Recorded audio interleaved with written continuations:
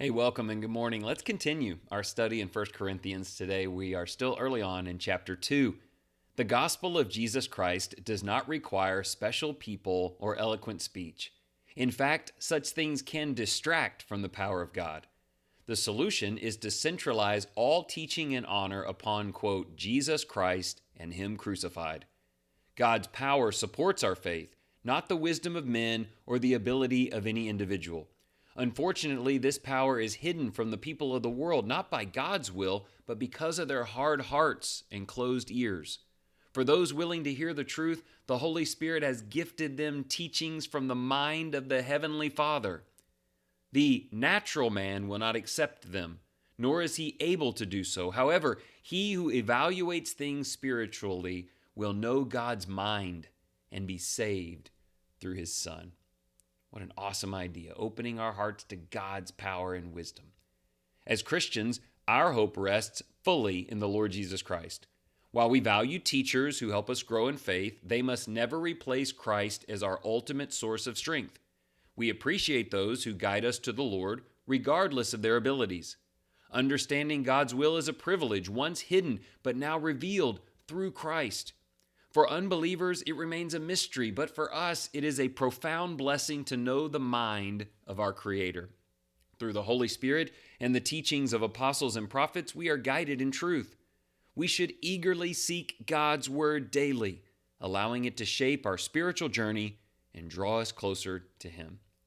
That reminds me of Ephesians 3, that mystery hidden for ages, now revealed in Christ. We're such a blessed people. 3 questions. Number 1, how can you know if a teacher is working with pure motives? What will be central in their teaching as the strongest evidence of integrity?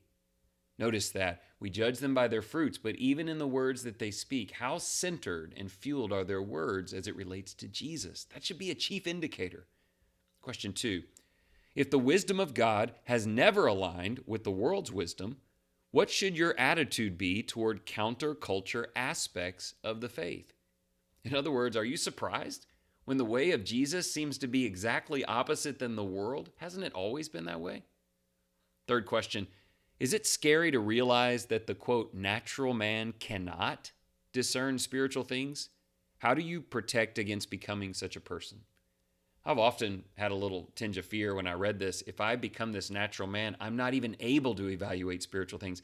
I don't know the full gravity of what that means. I know it's a result of our choices, but I never want to be in that place. How do you protect against that? Let's pray. Loving Lord, thank you for revealing your wisdom and truth through your Spirit. Help us not to rely on human understanding, but on the guidance of your Spirit as given through your apostles and prophets. Fill us with humility and a desire to grow closer to you each day. Teach us to seek your word, not the words of men, and let it transform our thoughts and actions. Please grant us the mind of Christ so that we may walk obediently, reflecting His love and wisdom in all that we do. We will dedicate time to contemplating spiritual truths in Jesus' name. I hope you found this few minutes attention well given to the spiritual things of God. Now spend some time today with an open Bible on your own, and thank you so much for your kind attention.